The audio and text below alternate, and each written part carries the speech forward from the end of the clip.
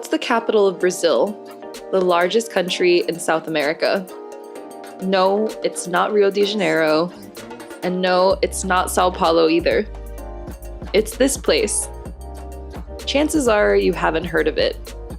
Founded in 1960, Brasília is the third most populous city in Brazil, home to 5 million people who came from all over the country on the promise of making a better life for themselves. It's far from the most beautiful city in the world. The earth is red, the architecture otherworldly, everything is man-made, even the lake, and you can't get anywhere without a car. But it's a deceptively wonderful place. You just have to know where to look.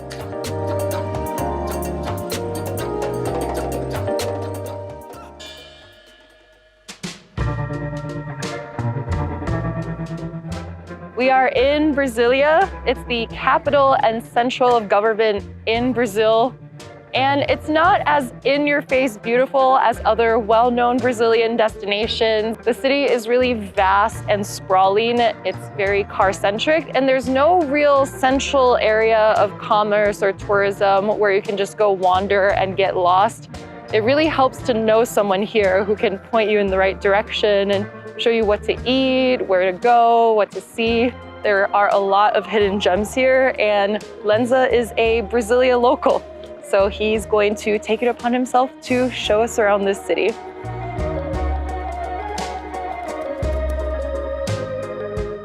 Brasília has been the capital of Brazil since 1960, and it has a really interesting backstory. So prior to that, the capital was Rio de Janeiro, but the government wanted to move the capital to the interior of the country. And there used to be absolutely nothing here, just red dirt.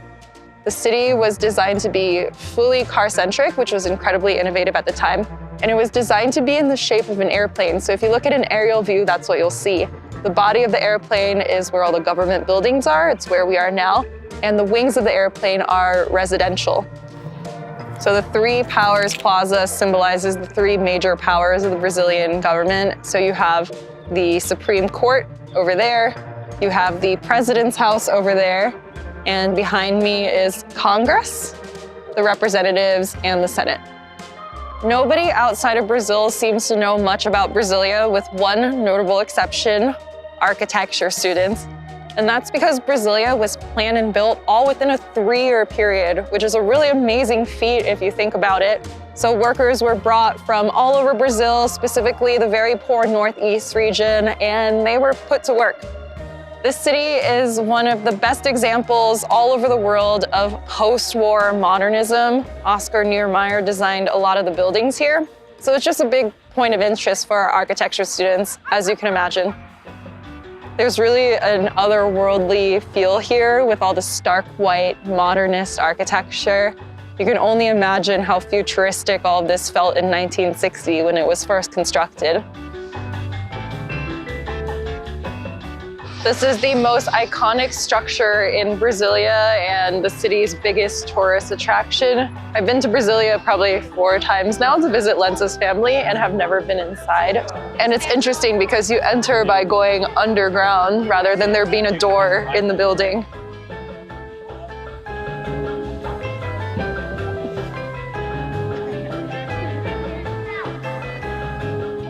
Very interesting with the stained glass and the 3 angels floating on the ceiling. And there you actually have a few confessional boxes.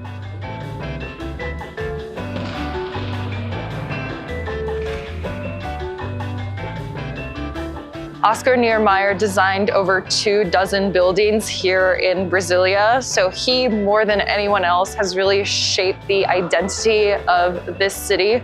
And it's just really crazy to think about because most architects don't get to realize their vision at such a grand scale, like an entire city, but also other parts of Brazil as well. So you can really see his influence in Sao Paulo, Rio, other major Brazilian cities.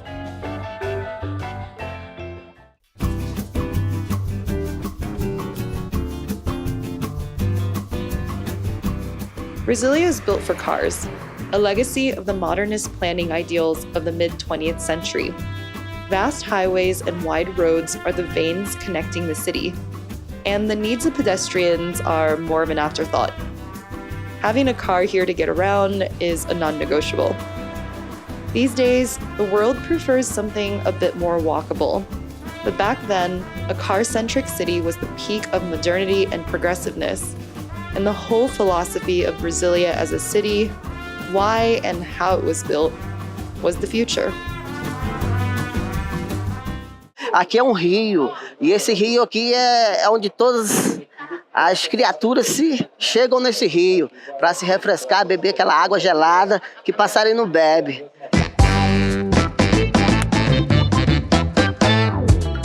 This is one of my favorite botecos in the world. It's called Piauí. I used to come here when I was 18 to 25, somewhere around that age, and this is the real deal. We're at a boteco. It's a very classic style of Brazilian bar. It's really casual. You have these plastic tables and seats. People come here to drink cold beer, watch some football, and hang out with their friends. One thing about Brazil, the beer is always going to be really cold. You see this? That's that frost right there. It's really the only way to drink beer if you think about it. Another great thing about botecos, it's not hard to make new friends, even if you don't speak the same language. What is boteco culture in Brazil? Boteco culture for the workers. It's everything. It's the plastic table, cold beer, and a lot of food with fat and salt. We got a classic bar snack, some chicharrón or torresmo in Portuguese, fried pork belly. And apparently if you don't have torresmo, you're not a real boteco, according to Lenza. I don't make the rules, this is what I'm told. This is so good, so crunchy. The perfect bar snack. So do you two come to the botecos a lot together? Yes. Yeah? Se a gente vem muito pro boteco. Você gostou do boteco? Muito. A gente sai pra dançar também. Dançar. Forró. Oh, forró. Very nice. I need to learn. Forró. So botecos are really nice, very relaxed, easy to make friends, have some drinks to vibe. Now we're going to go dance some forró with our new friends. And it's a Monday night.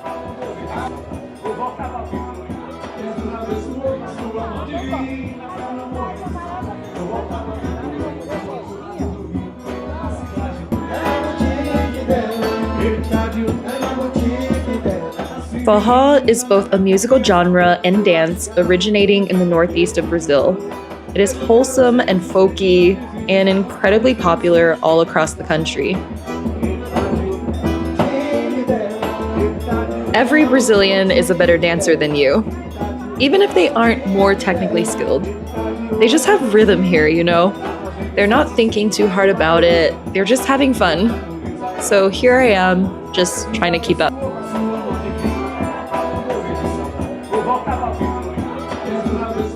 This boteco has live music multiple times a week, but because it's Festa Junina or June Festival, the celebrations are inspired by that. So you have the traditional folk music that is played at Festa Junina and the dances that we were just doing.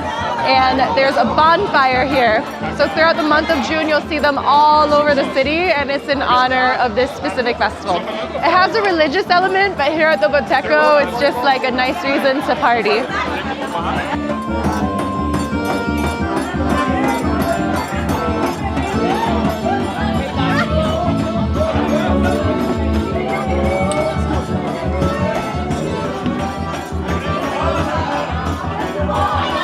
Oi, irmão! Valeu demais!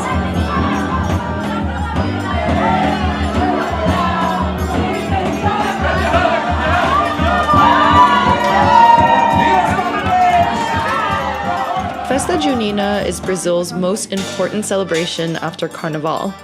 With origins in European midsummer festivals, it is an homage to rural life and the country's Catholic beliefs.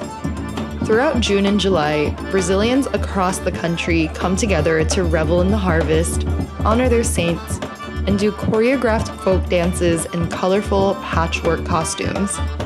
It is a celebration as colorful and deeply rooted in tradition as Brazil itself.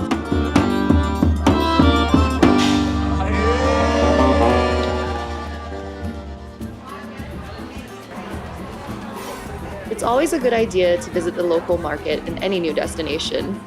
And today's Sunday, which means it's more bustling than usual, with Brazilians doing their weekly grocery shopping and eating and drinking with friends.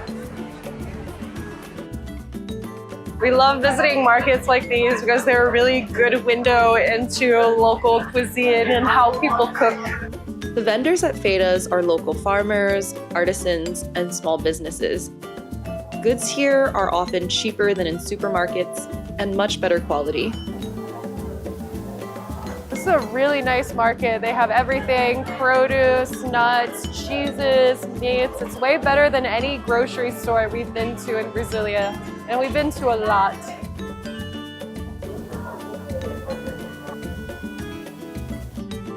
Try a little grape.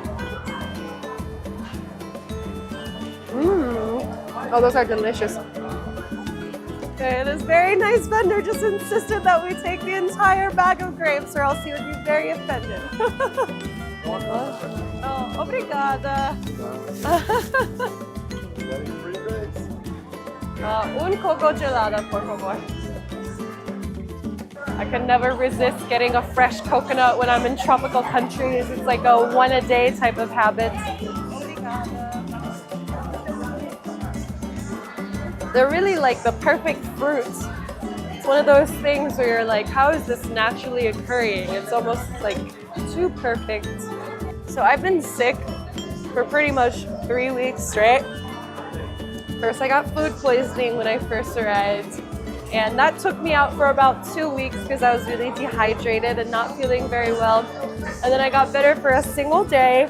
And then I got the flu. And then I was sick for a full week after that. So these are really my lifeline. They're really good for me right now. Sundays are the day to come to the market in Brazil. It's like a tradition after church. Family and friends come here and chill. They have a few beers, have some conversation, have some good food. It's just a proper Sunday fun day. Going to the feira on Sundays is something you look forward throughout the week because it's a time for you to relax, to meet your friends, to eat some amazing good food. Obrigada. Brasília is a mix of people from all over Brazil who moved here, who brought their cultures and food. So this food specifically is from the northeast of the country. This dish is couscous with a fried egg and costela, which is beef rib, and then the broth that the costela was cooked in. It's really hearty. There's also cheese in the couscous.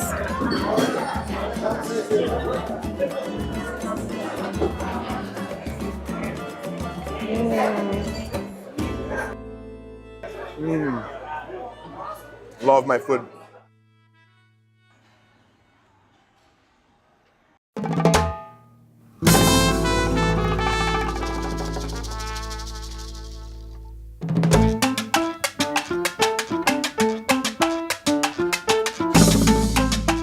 And sometimes you find yourself on a boat with a bunch of friends on the weekend.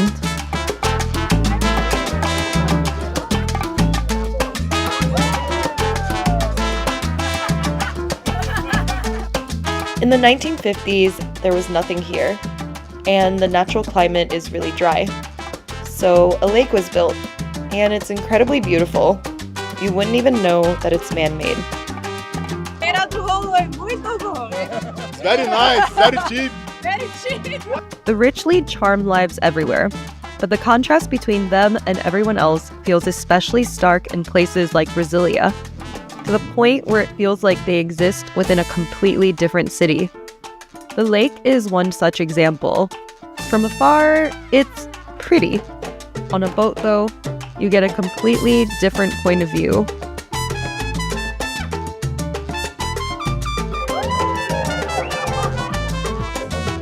Ó, gatinha, é só você. And what's a boat ride without snacks? You can expect barbecue at pretty much every Brazilian social occasion. The meat is cut into bite-sized pieces by the assigned grill master and delivered right to you. Eat it with your hands, of course. My favorite thing about Brasilia are the sunsets that we have during the winter. Those are beautiful. And also how the climate's always pretty pleasant.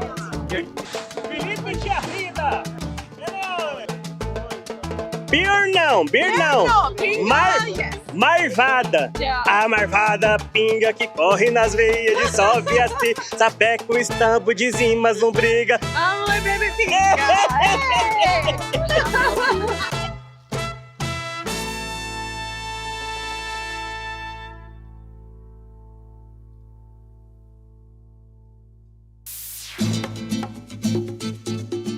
Only 10% of Brasilia's population actually live in the original planned city.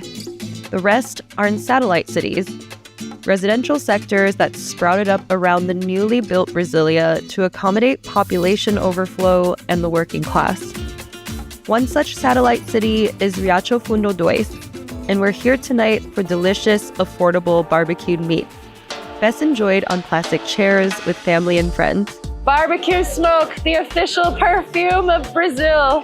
There's nothing Brazilians love more than grilled meat, and one of their favorite iterations are bite-sized pieces on a skewer, otherwise known as espetinhos.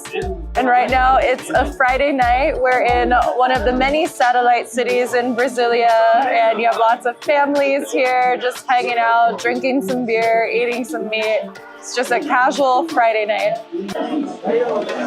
Just a simple thing, grilled meat on a stick, seasoned with thick salt, that's the Brazilian way, and that's really all you need.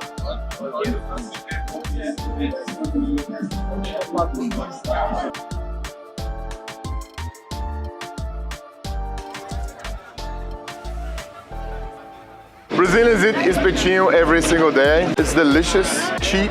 You don't have to cook at home. So our favorite food is barbecue, as everybody knows at this point. Amo o espetinho. O espetinho é top. E quantos espetinhos você dá conta de comer? Eu dou conta de comer 2. Só 2? Só. This is yet another example of how you can't do Brasilia without a local. You'd never find a place like this in a guidebook or even on Google Maps. You just need someone to show you. It's worth doing some serious research before coming to Brasilia. Without friends and proper information, it can be an intimidating and spread out city. Not so pretty at the first glance. But if you look a little further, if you spend a little more time, you'll find a lot of hidden gems, great people, and cool stuff to do.